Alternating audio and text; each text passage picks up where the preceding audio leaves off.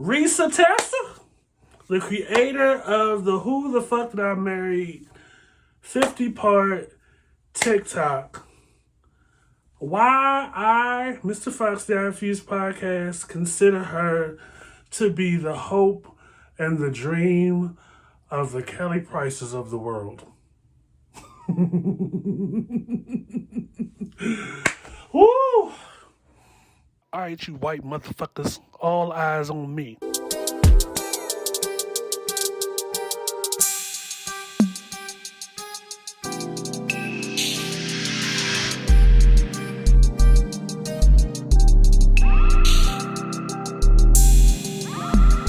This is the I Refuse podcast. This is Mr. Fox, the I Refuse podcast. I'm back. Was this close again, of minding my African American business. There's a whole lot of bullshit in the world. You know, DC just passed like an 8-point law that is specifically targeted towards Black Americans. Things like you can't wear a hood in public. There can't be outings on the sidewalk of 2 or more people. It's crazy. Like this and the Governor Landry down in New Orleans, he got through his session. We talked about that on the I Refuse podcast. Specifically, again, the stuff that came out of that session specifically is aimed at African Americans of New Orleans. But we're going to take a little reprieve from that and get into this Reesa Teesa thing because I'm fascinated. You know, unlike everybody else, we kind of wait until we have enough intel before we talk on some stuff. And this is what I did. I specifically waited, a couple of weeks because, the ascension for Reesa Teesa is something to be admired. I first heard about Reesa Teesa when I was listening to This Is the Read, the Read podcast. I'm a faithful listener, love Crystal and Kid Fury to death. I have some of their merch. You probably see me wear it in some of the videos. It's the sepia image of Andre Rison's burned down house from that incident. Shout out to Left Eye, love you girl, rest in peace. And on top of the image are the words "break out with him." It's a black shirt. It's on a black shirt. Love it. So I was listening to them 2 episodes ago, and they were talking about Reesa Teesa and this Who the Fuck Did I Marry 50-part TikTok thing. And essentially it's Reesa Teesa going through 10 or more minutes each segment detailing her experience married to a man who was unnamed throughout the whole TikTok. But, while there were a huge amount of you, it's up to about, I think, 400 million views at this point, that have clocked in, sat and watched all 50 parts, and there were some of you that kind of checked out. You probably returned. The general consensus was, this is a really captivating story. I haven't watched it yet, but that's like the starting point, right? And not even 24 to 72 hours,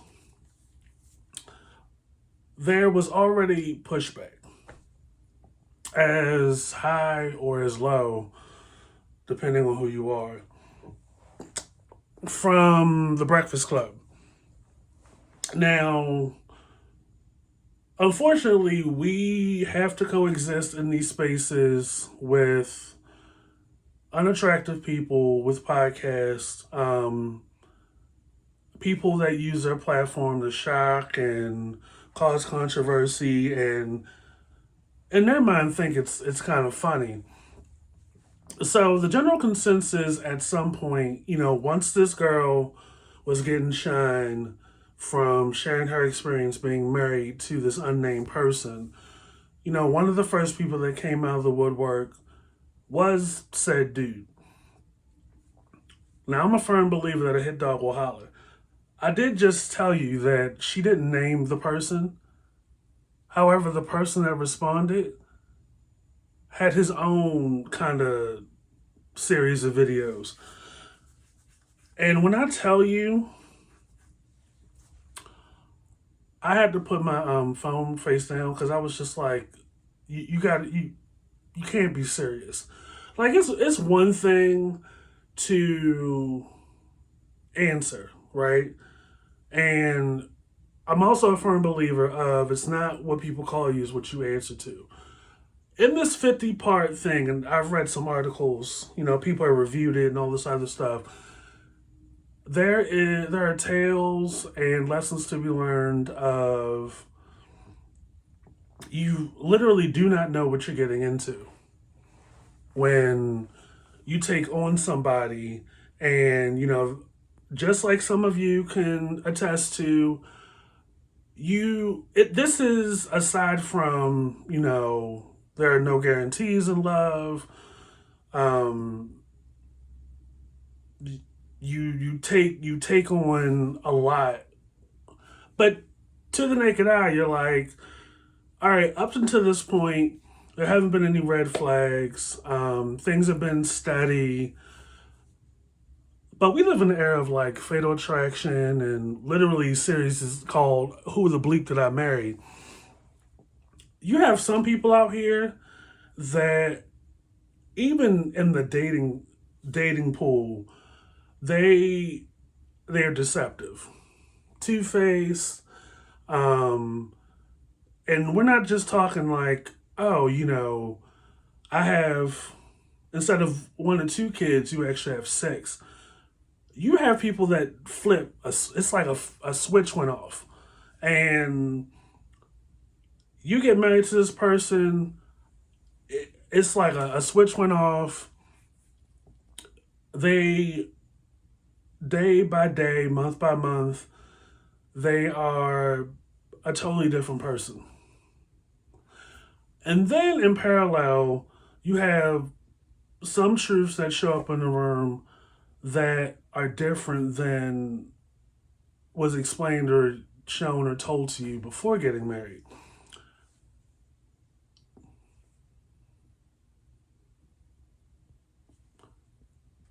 That's the general consensus from this TikTok, these TikTok videos that she was making. But what's drawing people in is that she is delivering the story in a way that is exciting, that is captivating, that is entertaining.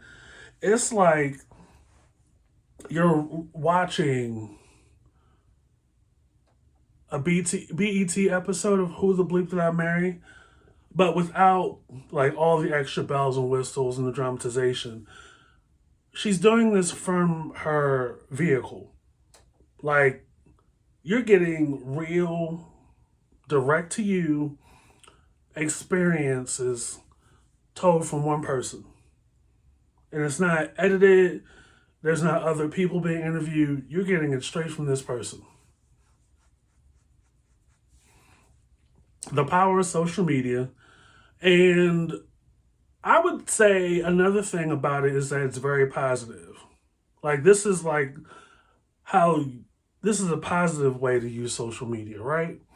Like, here I am, I'm just a woman, just like, well, I'm not a woman, but I'm a woman, just like you. I'm sitting in the driver's seat of my Acura or my Hyundai in the parking lot of a Bojangles, and I really want to share with y'all this story that I lived. Like, it doesn't get any better than that, and it's just you and me talking. 50 parts. I mean, if we can sit through 6 seasons of Game of Thrones, or however many seasons, and six or so seasons of The Walking Dead, I think we can take a little bit of time to hear what this lady got to say. And this is another reason how it's just so successful, is that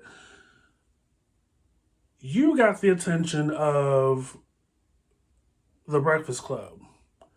And people trying to be comedians but falling flat. Like this whole discussion around size and the body shaming aspect and equating that to one's value or um, acceptance and this implication that she deserves to be played or she doesn't deserve love because she's one of the big back bro. I'm like, like it's already exhausting enough that we still have men out here speaking on women.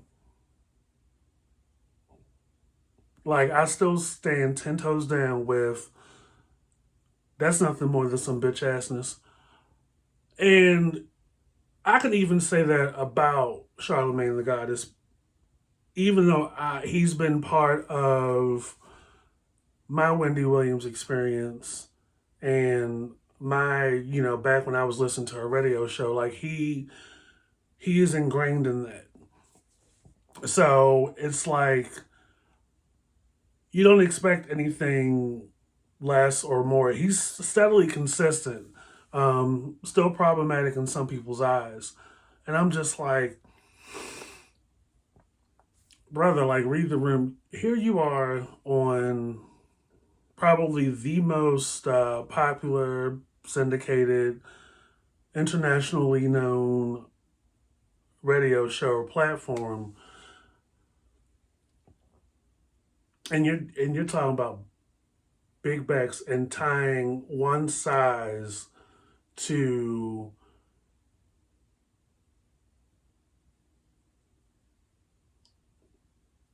their shit, not capability, but I guess entitlement or deserving of being loved or treated right.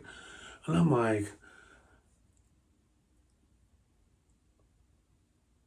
I looked at that and I was just like, this is an indication of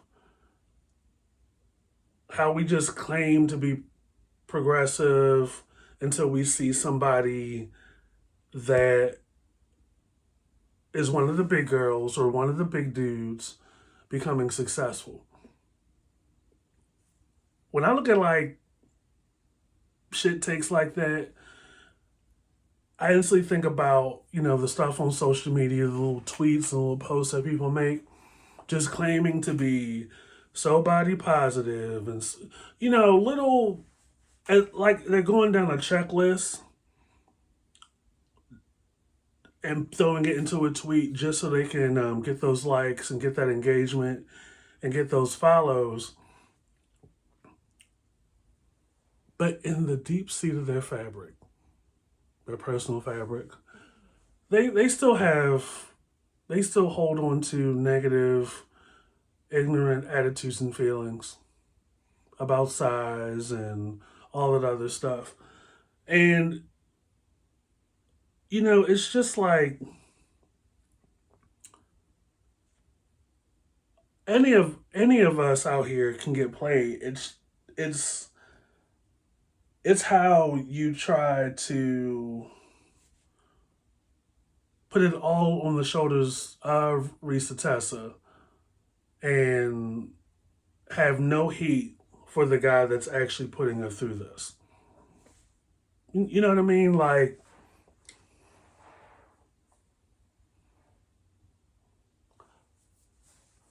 you don't factor into the equation the many many years that women have been out here saying,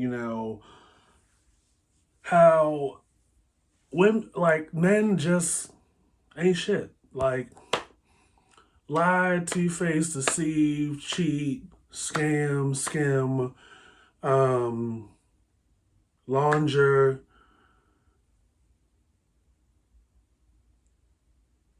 gaslight, all kinds of, all different forms of abuse, right?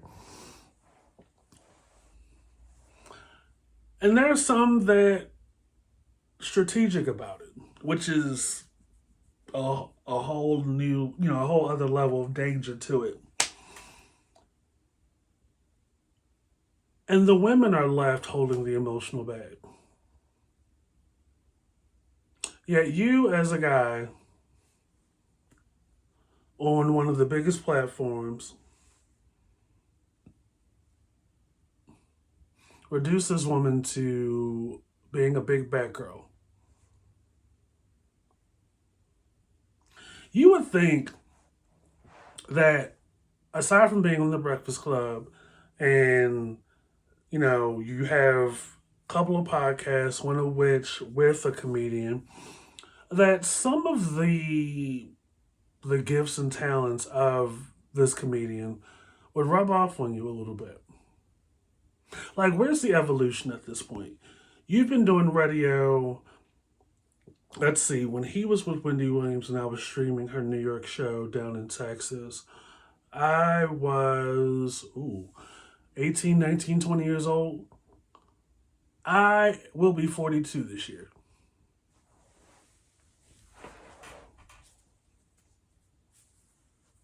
Look at that. No lunchtime, no Botox, not a wrinkle. A bitch still gets carded at the steakhouse. Like, I'll be 42 this year. And Charlemagne the Goddess is still doing the same tired stuff.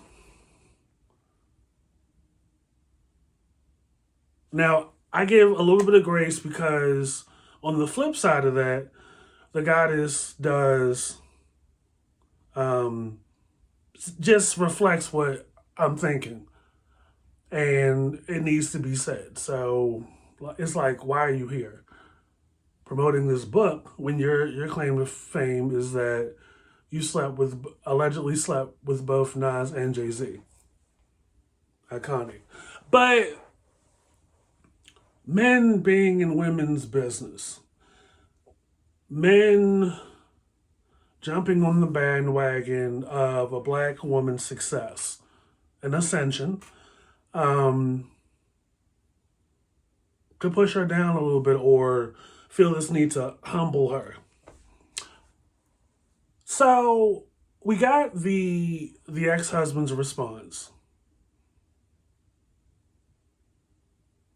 And when I saw his face, I was like, if there's one thing a black man will have, is the fucking audacity.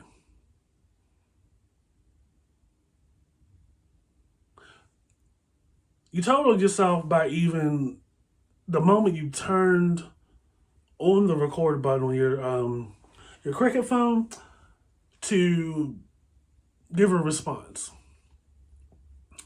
Because again, she didn't name you. She didn't name you, but you responded. So we know it's you. We know that you're the ain't shit person that put her through this.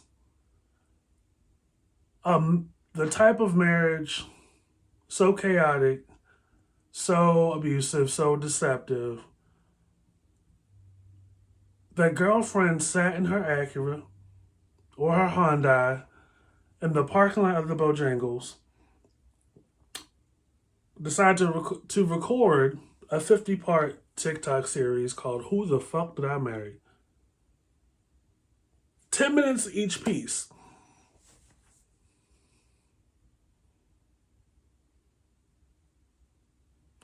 You decided to get up here on your lack of skincare front, lack of a facial routine,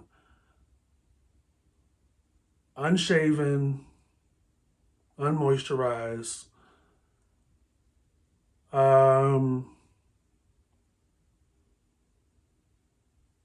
It gave like a smelly tease, kind of, like you ever see a video or you see somebody, you can't smell them, but you just like, I know that bedroom or wherever they recording from.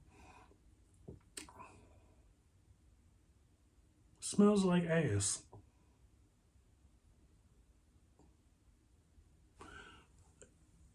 You said your piece. You got your little bit of shine on the back of Reesa, Teesa. Um, and you told on yourself. And for what? You could have just stayed over there with your little wrestling belt or whatever you had in your hand. Could have stayed over there in your little rusty, dusty room, worked your little job, and went on about your day. But no, you had to get on your phone and let us know that it was you that she was talking about. Even though she didn't name you, brother. Then, not even like a week later, here it is, March the 6th. Reesa Teesa, she went from TikTok to Tamron Hall to Good Morning America to all, just about every morning talk show because people are that fascinated. And this is one of those examples of, like I said, a positive use of social media. She probably had no idea that when she sat in her little Hyundai, little Acura down in the parking lot of the Bojangles, that she would end up on Tamron Hall. But the power, when you use social media, TikTok or whatever, in such an impactful way, like this is happening to me too. Like this is happening in real time. This isn't like a third or a fourth party or a family member, a cousin, Big Nana, sitting in the chair, looking at the camera, reflecting on my life. This is actually part of my life. This just happened. Like that's huge. And this is like real footage off your camera phone, and you're telling it in such a way that's captivating and unbelievable. I love that she was on Tamron Hall and Good Morning America. I know I've said in the past on the I Refuse podcast, available everywhere, you know, when we start like platforming whoever, um, there is nuance to that. I did say on one of my previous episodes of videos, when I saw Scottie Pippen's ex-wife on Tamron Hall, I was just like, why?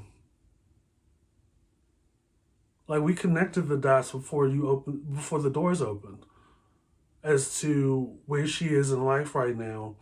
But it's like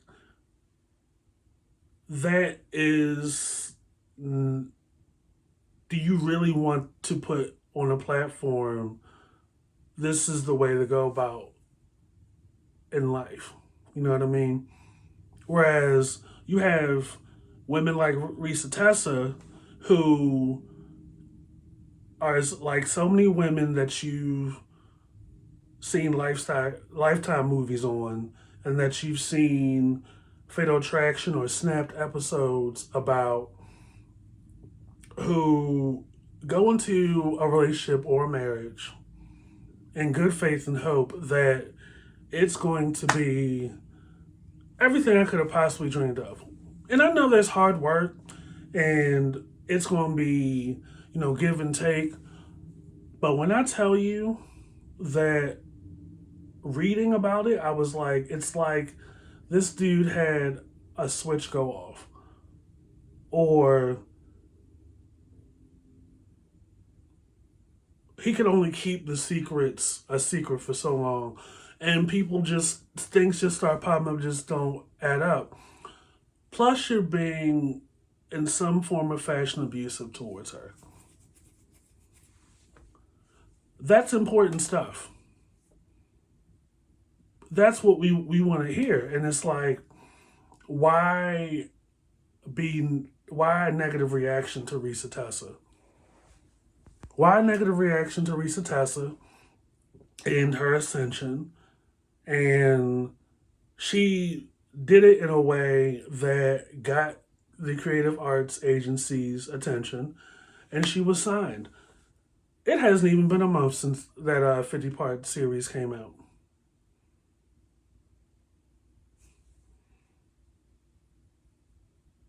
And you know what?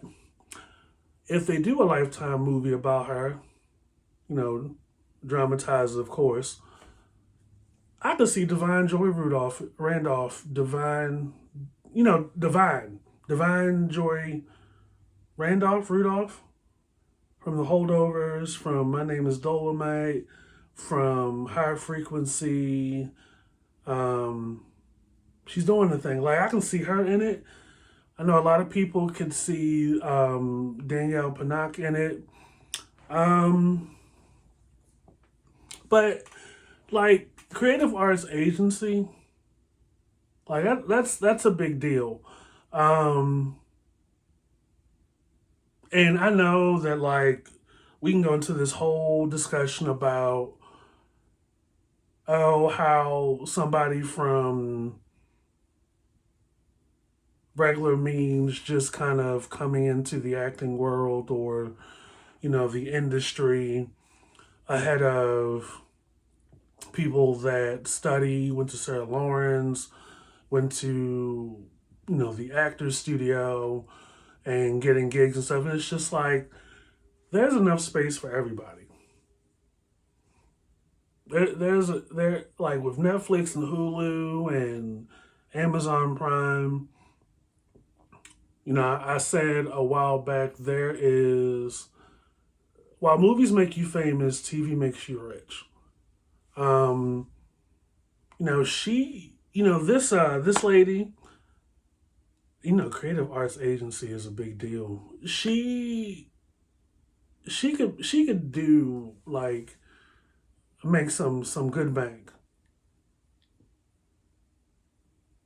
People aren't going to the movies a whole lot. Being on a streaming show, she can make a pretty good buck, and they pump out shit like on the weekly. I was on Paramount Plus. They got like 8 or 9 NCIS shows. I'm like, God damn. I think they got one in like India and Africa, and I'm just like, well, God damn. Like, she could do something like that, do bit parts, and bit parts. If you're really good, you could end up leading your own show, like a spinoff of the show. So I don't understand like what the problem is. You would hope the same for somebody that is from a TikTok or a Vine. But I will put a little caveat: not everybody from TikTok or Vine or Instagram got to be on somebody's TV show. Um,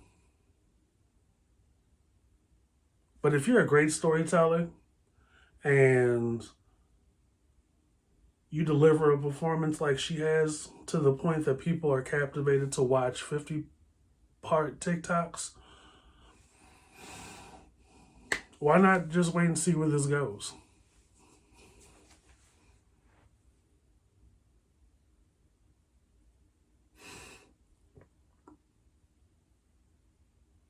I miss if I say I refuse podcast.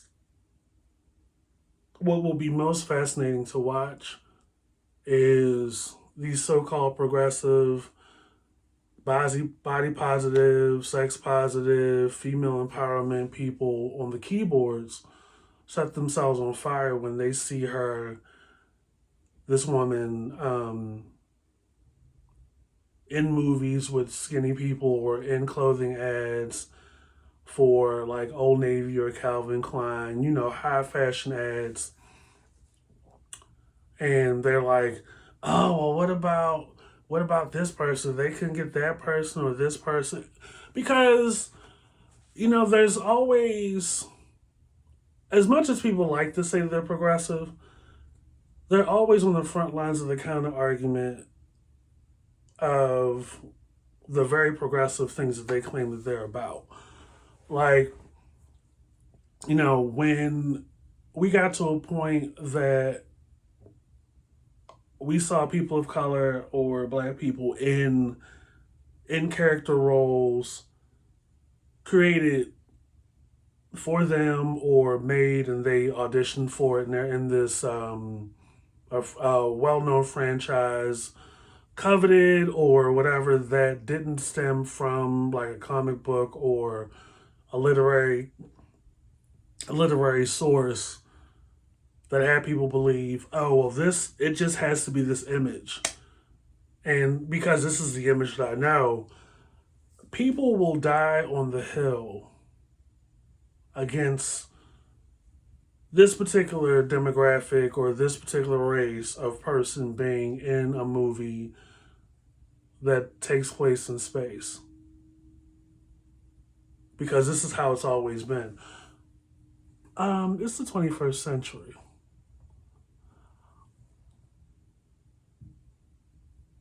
And you telling yourselves every time you get behind those keyboards and get down to the Bird app or get down to Instagram or get on TikTok and press record and have these shitty takes.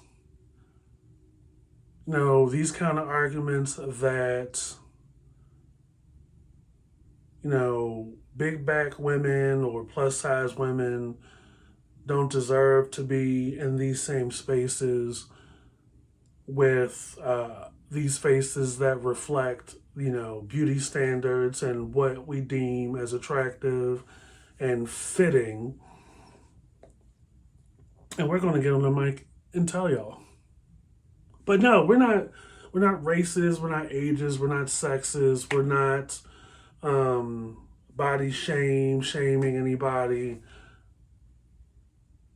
Yeah, you are.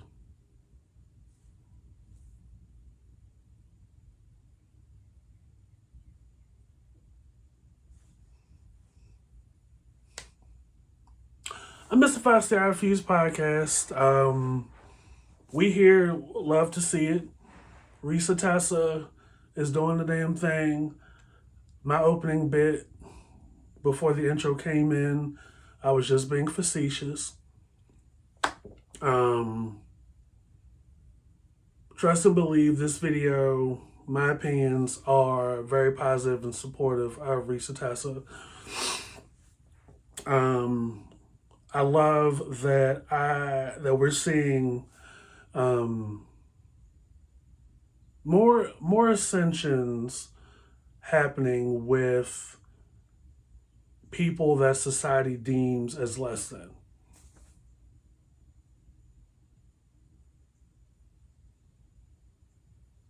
And we're seeing what could be the impetus of a collective of folks like Reesa Teesa. It's Mr. Five Star Refuse Podcast. This has been another great video just for you. Be sure to check out the rest of the videos on the YouTube channel here.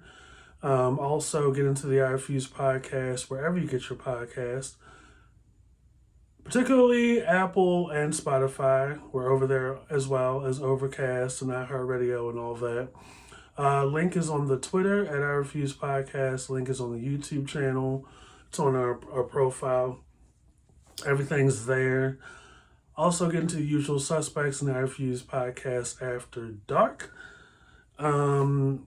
We have weekly episodes, monthly episodes across the 3 shows.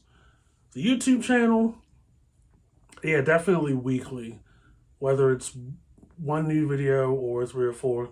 It just depends on how messy y'all are being. Because, here at the I Refuse Podcast, we be the first to tell you that we refuse to be messy, even as we make like 30 to 45 minute videos, sometimes being exactly messy. Like, you said your piece, but let me tell you where you fucked up. That's how the I Refuse Podcast works. At any rate, Reesa Teesa, wherever you at, girl, We rooting for you. Get all the coins. I hope to see you at the Met. I hope to see you at the Louvre, where we will be. I want to see you sitting next to Anna Wintour. I want to see you taking pictures with Beyonce. I want to see you at the brunches. I want to see you everywhere where we are rich and talented, and don't let any of these bumpy, pimply, greasy, psoriasis laden black dudes dim your shine.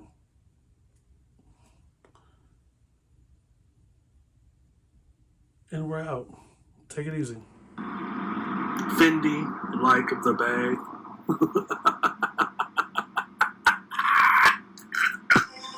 This is the I Refuse.